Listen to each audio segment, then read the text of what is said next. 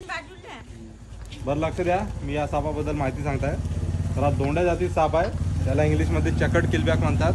तर चेकर्ड किलबॅक का बरं? कारण तुम्ही बघू शकता याचा बॉडीवरचा जो पॅटर्न आहे दिसतं इथं, जसं आपण चेस्टची शर्ट लावतो ना तसं याचे डब्बे डब्बे असा पॅटर्न आहे. ठीक आहे, म्हणून याला इंग्लिशमध्ये चेकर्ड किलबॅक म्हणतात. हा आपला पूर्ण बिनविषारी जातीचा साप असतो. त्याच्यामध्ये कोणत्याच प्रकारचं जहर आढळत नाही आणि हा पाणीवाला साप असते. ओके, वॉटर स्नेक असते हा. आणि याचं मुख्य खाद्य बेडूक आणि मासे असतात.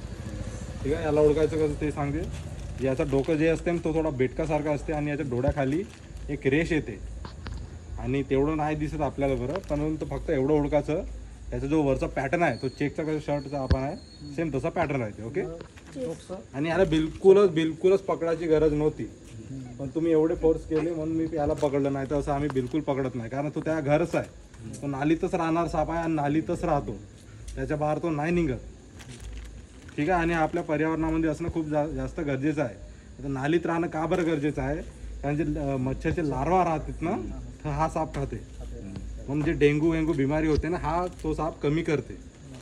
मग याला बिलकुल पकडायची गरज नव्हती, पण याच्यापासून तुम्हाला धोका बिलकुल नव्हता, पण तुमच्यापासून याला धोका होता म्हणून मी याला पकडलं.